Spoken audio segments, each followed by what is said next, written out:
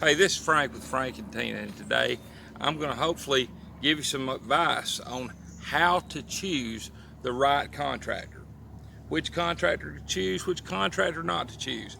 Whether it's an electrical contractor, plumbing contractor, heating and air contractor, someone to work on your car, someone to cut your grass, whoever you're using, this is some good advice on who to choose and not to choose.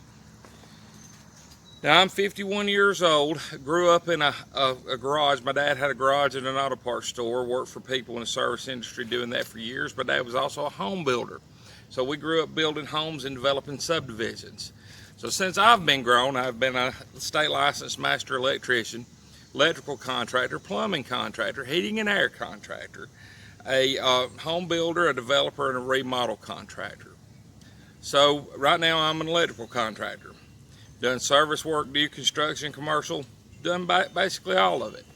But I have a little bit of a point of view where I've seen people that have came to work for my companies, went behind different companies I work for, they came to work for, and they brought bad habits they learned at other companies to my company, and I had to nip that in the bud quick. And the other thing is I went behind a lot of other contractors and saw a lot of things they do. And there's a lot of unscrupulous behavior. And there's a few telltale signs that you can pick to know who, you can just pick them out real quick to know who to choose and who not to choose, who's honest and who's not honest. Because most people are honest, most companies are honest, but there's a lot of them out there that aren't. And you've got to just choose through a few things. So stick around, watch the video, and hopefully you'll be able to pick somebody who's good. Something I've noticed about places that repair cars, and I do not know why, but they pick up real quick on the fact that you do not know a whole lot about a car. So if they pick that up, and all of a sudden if you go in there, if you're taking your car into a repair shop, and this is a typical thing that goes on in repair shops. My dad run one for years. I've seen it for years. Seen what not to do, seen what other people do and different things. And I've seen things that they do. I saw my dad run an honest business, then I've seen these unscrupulous businesses that I've took my car to. And I've noticed something. When I go in there, because I was an ASC certified auto mechanic, when I go in there, they don't rip me off. But a lot of times when Tina goes in there, they don't realize Tina knows how to work on cars. And they'll start trying to rip her off right off the bat. They'll start trying to charge her for all kind of things that she doesn't need to be charged for.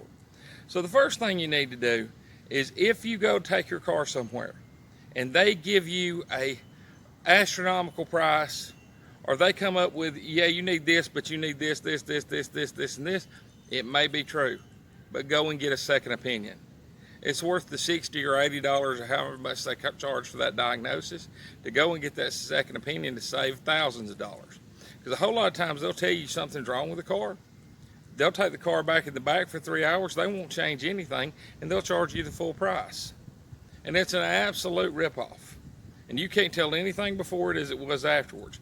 Or there could be something really bad wrong with your car, and you can't tell anything before as it is afterwards. You can't tell.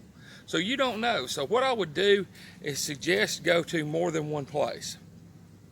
Okay, another thing I wanted to let everybody know, not to get hung up on certain things. There's some mystery companies that are out there that are, whether heating and air, electrical, plumbing, or whatever you're using, the big brand name companies. That's the same way with the, all of the big names of tire companies that are out there that are working on cars and doing different things. And they're real high. They're sky high. They're crazy high. They're way higher than anybody else. Does that mean they're a ripoff? No, it doesn't. You can eat at McDonald's, or you can eat at Red Lobster. Is Red Lobster a ripoff because it's more than McDonald's? No, it's not.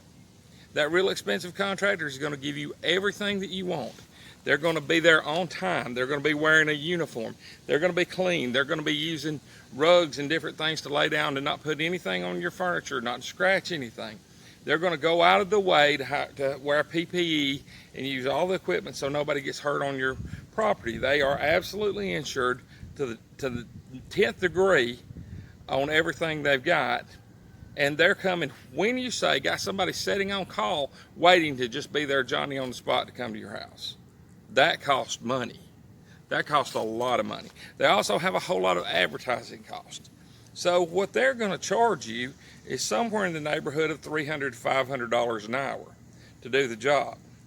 If it's absolutely worth that, somebody coming on time, somebody wearing a uniform, somebody having a clean truck, somebody being just absolutely personal and looking like a Ken doll showing up to your house, if that's what you want and that's what you expect out of service, it's going to cost you $500 an hour. But, you know, that right there is your choice. You can make that choice to use that person or not use that person. Most of those companies are very good about standing behind their warranty.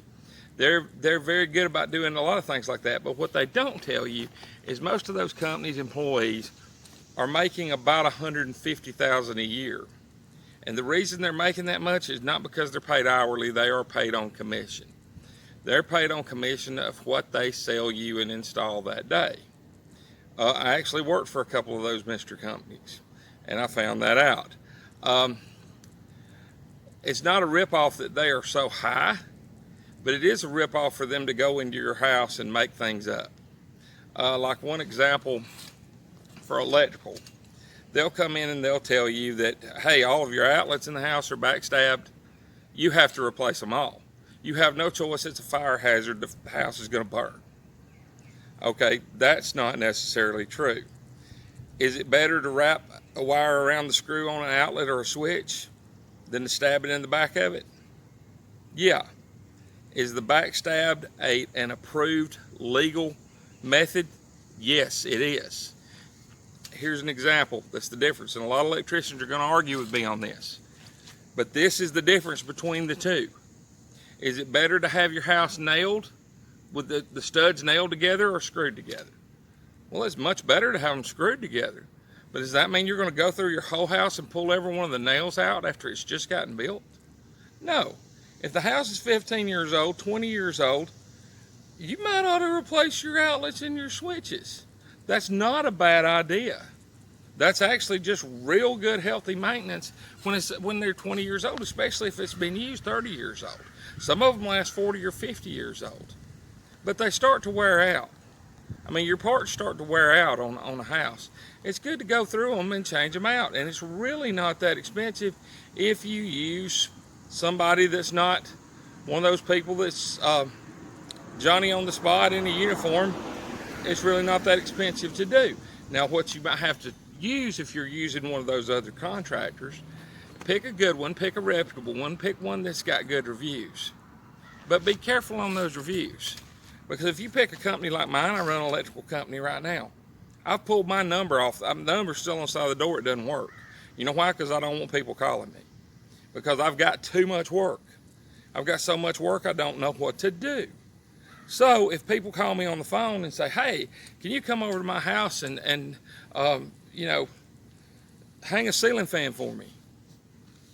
It's not that I don't want to go hang that ceiling fan for them. It's not that I don't like them. It's not that their money's too good.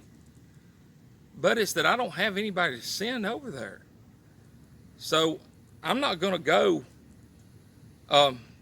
that day. You may have to wait on me for a month. You may have to wait on me for 3 months. People have been known to wait on me for 6 months. But I come out to their house, and when I do it, I tell them the honest truth.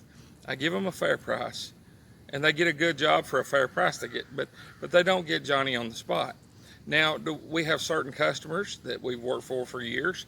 If they have an emergency situation, we get to it immediately. And we'll go. I mean, I'll drop whatever I'm doing and go to their house and fix their problem. But I don't do that for everybody and their brother that calls me on the phone, because I can't. Because there's not but just so many of me.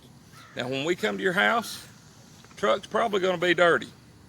When we come to your house, we're probably not coming on time. We're going to work you in. When we come to your house, you know, we're not going to be wearing uniforms. I'm going to be wearing something like I got right now. Real informal. When I come to your house, it's a matter of fact. I'm not really going to be walking around kissing your tail, telling you how wonderful everything is, because that's not what I'm going to do. I'm going to go to your house and I'm going to tell you the facts. This is what it is. This is how much it's going to cost. If you want it, get it. If you don't, don't. I'm not going to negotiate. And the reason I'm not going to negotiate is I'm covered up with work.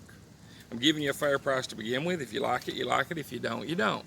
Now, if you get a customer that deals with you like that, and most people think, well, that's a jerk.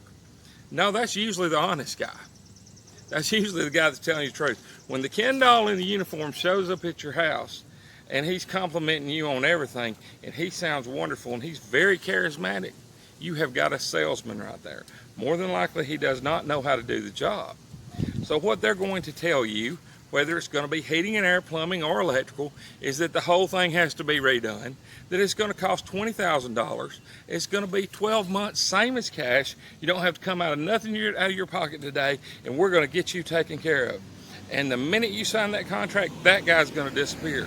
Ken doll's going to be gone, and there's going to be a moon pie like me shows up with a crew of people, and we're going to rewire your house, or we're going to reheat your house, or we're going to replumb your house. And then you're going to get it at about 10 times the cost, and it probably is not going to be needed anyway.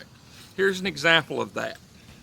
When I worked for one of the bigger service companies, and they'll probably get mad at me if they see this, but there was a house that they called me to go out on and look at, and I said, they called me to go out and look at it because I'm a master electrician. There was a problem. They'd rewired the house, $30,000 to rewire this house. Small house. 2,000 square foot, not a great big house. I looked at the notes on it. They said the lights in the house are dimming, going bright and dim, bright and dim. I looked at the notes on it, and that was the original call. These people called out of the phone book to have an electrician come out and find out why their house was dimming and brighting the lights. So Ken doll showed up with his uniform, and here I am to save the day. And there he showed up, and he went in the house, and he told those people that their house had to be totally rewired. Okay, they sent a crew over, put the people in the hotel for a week, rewired their house. They had to have half the sheetrock repaired in their house. Just a major, major ordeal. Cost them $30,000. They're getting on the 12-month same as cash thing. If they don't pay it off in 12 months, it's going to 24% interest. Okay, this should be criminal. I actually quit after this. This was the deal breaker for me. Went back into business for myself. Thought I was going to just work for somebody and take it easy, but it didn't work that way. So anyway, went over there and looked at it. Lights is dimming and brightening. I looked at the electrical panel, looked at everything. It looked great. They did a great job. Not that nothing was done right. It was all done to code. It was all done perfect. Walked down the front yard, looked up at the power pole. Wind was blowing. Saw it moving. Saw a connection up there giving a little spark on the wire. Called the power company. Power company come out there and looked at it. They said, yep, we've got a bad connection right here off the transformer going to the house. They tightened it up. House is fine. Would have been fine before the rewire. They didn't even need to call an electrician. They needed to call the power company. Hint number one from electrical: always call the power company first. The power company doesn't cost a dime. They'll come out and look at it and inspect it and see what's going on. If you've lost power in half your house, if your lights are blinking, if anything like that's going on, call the power company first. The power company, you need to have that ruled out first off. If they would have done this, that wouldn't have cost them a dime. Their house would have been fixed. They would have saved $30,000 a week in a motel, not counting how much it costs to repair the drywall and repaint. So that's just, I know that's a horror story, but I told the company they need to give the money back. They said no. So anyway, I'm not there anymore. So, anyway, there's several different things like that you can do when you're calling a heating and air company. And I've ran heating and air businesses. They're going to sell you on all kind of things that you may or may not need. Duct cleaning is not a bad idea to do if they're going to actually clean the ducts. Half of them out there don't actually clean the ducts. When they come out there, they don't do anything. They tell you they clean the ducts. They don't do that. If you watch a guy cleaning, if your air conditioning's not working and the guy tells you, hey, you need a coil cleaning, you may very well need a coil cleaning. A coil cleaning will make that air conditioning system work a whole lot of times when it's not working. It won't be blowing cold because you've got a filter that's stopped up, or you've got a coil that's stopped up. They may need to clean the inside and the outside coil. I don't know. But that is something that, needs to be done a whole lot of times. Another thing is, I've heard people say, heating and air companies go in and say, well, it's time to change your Freon. No, there's not time to change your Freon. It's not time to, your heating and air system's not using a lot of Freon. If you're using Freon, you have a leak. There's absolutely 0 sense in putting Freon into a leaking system. Sometimes they have a stop leak that they can put in there. That'll work. Sometimes it'll work, sometimes it won't. But the main thing they have to do is detect the leak, find where it is, find out what's going on. Another thing is, a heating and air man, you go out there and tell you a lot. I've heard people say, well, that heating and air man didn't even put gauges on it. Sometimes you don't have to. Sometimes you do have to. It's always a good idea to put your gauges on there. It's always a good idea because you know what's going on when you put your gauges on there. A heating and air man can tell you almost exactly what's going on with that system a whole lot of times by just looking at the gauges. He can also tell you a whole lot of what's going on just by feeling of the lines. Just by looking at them, see if they're sweating, see if they're not sweating, see if one's getting hot, the other one's not getting hot. He can also look at it and, do a visual inspection. Listen for things. You can listen for what's going on.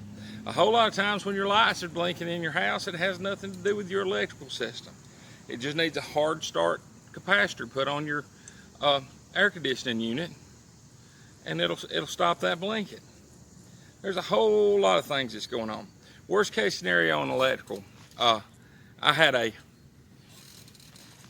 heard about this. I didn't even really see this happen, but I do know that it did happen. The little Kindle that they sent out in the little service company truck would go out there, and he took a water bottle, just a little spray water bottle, just a little bitty one, just in his pocket. And what he would do was he would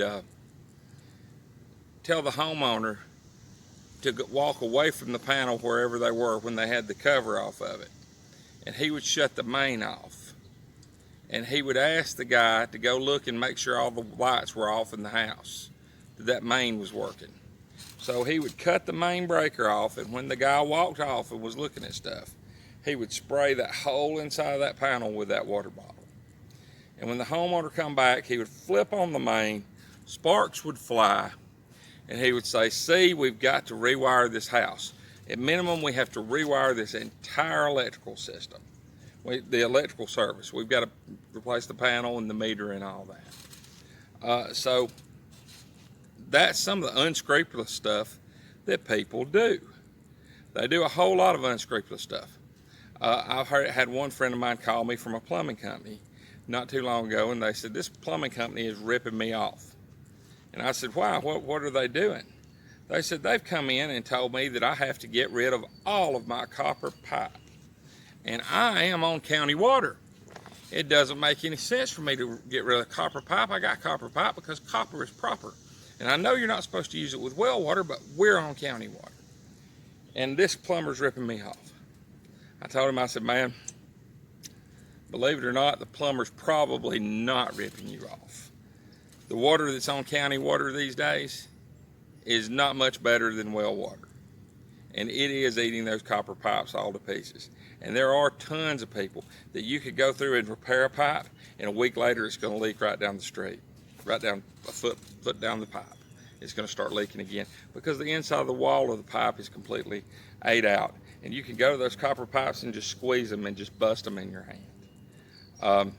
There's a lot of them that are like that. Once it started eating those pipes, it's probably going to eat it throughout the whole thing. That's not a ripoff.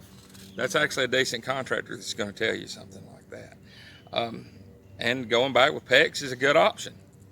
It's a good option. It's a lot better than that poly that was out in the 70s or the 80s. I know we replaced a lot of that gray poly. Another thing is, a few lies they're going to tell you is on replacing an electrical panel. They're going to go through, start with a fuse panel. Fuse is the best thing that you can get, because a fuse is going to trip on 20 amps or 15 amps or 30 amps, whatever it says. In 1,000 years, it'll still trip on that. It'll still go out. It'll stop the circuit. It'll stop, and that's what you want with your electrical system. But the problem is, almost all fuse panels are so outdated and old, the whole insides of them are bad. All of the different connections in them are bad. They've just gotten so old, it's corroded all in there. They need to be replaced. If it was a brand new fuse panel, I would say it does not need to be replaced. Moo Moo's here looking at me. But a brand new fuse panel doesn't need to be replaced. Can I finish it up real quick? Okay. A brand new fuse panel doesn't need to be replaced, but nobody sells brand new fuse panels. So if you got a fuse panel, would you trust a 1952 Edsel to take you to California? No, you wouldn't. That probably needs to be replaced. If you got breakers that are all kind of different colors, they probably need to be replaced. Now, there's one brand that's not really bad. It's Bryant. Not really a bad breaker, and they'll be all different colors. The breaker handles are all different colors: red, yellow, green, and blue. Bryant's not really bad if yours says Bryant. But if they're on there, they're old as dirt. You need to replace those breakers, because breakers are not like fuses. They need to be replaced every so many years. Most manufacturers suggest 10 years, but I would say they could go a good bit longer than that. But they still need to be replaced, because they get to where they don't trip at the proper amps. And that's what's protecting your house. So if somebody's telling you that, they're not lying to you. That is something that probably needs to be done. Do you have to have your entire panel changed? Probably not. You probably just have, connections tightened. If it's real old, would you need it replaced? Sure you would. Just like if you had a 60s model car or a 50s model car, that's not going to last forever. That stuff needs to be done. That's mechanical parts. They're going to go out. The other thing is what to look for inside a panel. If they're going to tell you your panel's burnt, the bus bars inside it's burnt, and they're going to show it to you, you need to really look at it and see, because if it's turning white, it's burnt. It's cooked. That panel's done. You need to throw it away. If it's you can see visible signs of burning, it's done. The other thing is, but if it's just it looks like somebody sprayed varnish on it, that's factory.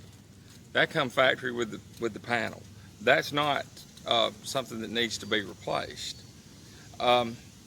But there's a whole lot of things that different people are going to tell you different things. You got to watch when you call roofing companies out. When a roofing company comes out to come and look at your house to see if you've got storm damage, be there and watch the guy when he gets on the roof, because if you had no damage on the roof, you're going to probably have damage when he comes down. Because he gets paid not to get up on your roof and look at it. He gets paid to sell you a roof. So that guy's going to pull up some shingles along the way, probably with his foot or whatever, to get you an insurance claim to get you a new roof. You got to be careful with that. Be careful with the roofing contractors that are coming out there when you're not out there. You definitely need to always be careful with that. Another thing is, when you're calling guys, please don't do this, anybody. Don't call and get an estimate on hanging a ceiling fan and get people to come to your house and if you're having people come to your house and giving you free estimates, make it something that's over $1,000. Because if they're driving out there, they're spending 30, 40 bucks getting out there in gas. They're paying the guy that's with them. Then there's their pay. I mean, it's costing them $100, $150 to come to your house. Try not to be rude to them. You don't want them to be rude to you. And another thing is, don't go with the absolute cheapest price you get, or you're going to be very much unhappy with it. Another thing is, don't go with the most expensive. Here's an example. Had a guy from Roswell called me on the phone. Roswell's very, very affluent area around Atlanta. And he called me on the phone. Somebody gave me my number. Asked me how much to replace a 5-ton unit for. I didn't want to do it. So I told him, I said, listen, man, that 5-ton unit is going to cost $6,000 for me to replace it. It would have took me probably 2 to 3 hours to replace that unit. I could buy that unit at the time for about $1,500. Okay, so I was fixed to make $4,500 in 3 hours because I did not want to do the job. I was trying to tell him no. That guy called me back and said, man, I ought to report you because the closest bid I had to yours was $11,000 and you're surely ripping me off. I like, who died? Anyway, he used a company at $11,000 to get the job done, and I was fixing to make $4,500 in 3 hours. So, you know, it's not always the highest price. It's not hardly ever the lowest price. Shop it around. Get more than one thing. Start looking online and figuring out how much the equipment costs, how many hours they're going to be there, and you can figure it out. No contractor worth a flip is going to come to your house for under $150 an hour. They're just not going to do it because they can make it all day long. So, and I know people that work for a living that work as an employee somewhere and they're making $15 to $20 an hour, and you're making $150 an hour. $150 an hour is gross, man. You've got to pay for that commercial insurance on the vehicle. You've got to pay for workman's comp. You've got to pay for general liability. You've got to pay somebody to work with you. You've got to pay their salary. You've got to pay their FDIC. You've got to pay their insurance. You've got to buy the material, have it stocked on the truck, and only charge for half the hours you work during the day, if not a quarter of the hours. So $150 an hour, when you put in all that much, that's not much. The owner of the company's coming out with about $20, $25 an hour. And that's not much, seeing as he could go to the union and make 32. So that's a few things you need to think about when you're hiring a contractor, how to pick one, how not to pick one. But hopefully you'll get a good one. I know Tina has drove our grassmen, different ones we've had crazy, because she'll get out here, man, she is the biggest person to work for. But she's found one, and he does it her way, and guess what? We pay him more than the other grassmen get around here because she wants it done her way. If you're wanting it Burger King, if you're wanting it your way, you're going to pay for it. And if not, you're ripping off the guy that's working for you. He shouldn't have to put up with that. You shouldn't have to put up with junk at your job. He shouldn't have to put up with junk at his. If he's going to do extra, he's going to go above and beyond, you need to pay him. And we do. We pay this guy extra. When we went in and put in that whole garden in the backyard and had all that stuff put in the way, first thing we did was, hey, I know this is going to be a bear to cut around and do it the way Tina wants it. Just tell me and we'll pay it. And he gave me a fair price. We've had this guy cutting our grass for a long time. Great guy. Wonderful guy. Does wonderful work. Most of the people we've got that we've used for a long time to do different work for us. Having a hard time finding a mechanic right now. Definitely need one. I've been having to do my own work because I can't find one. And I don't have time. I don't have time to do all my work. I mean, we have to hire people just like anybody else. But do a little research. Make sure they're licensed. Make sure they're insured. Make sure they're honest. Get some reviews on them. And don't expect everything. Don't expect them to just come Johnny on the spot and run and jump through hoops for you. And if they do, you're going to pay for it. I mean, that's when you got a target on your back right there. If somebody comes and does everything you want, tells you everything you want to hear, believe me, it's going to cost. So anyway, thanks for watching, and you have a very blessed day. See you later. Hope it's helped.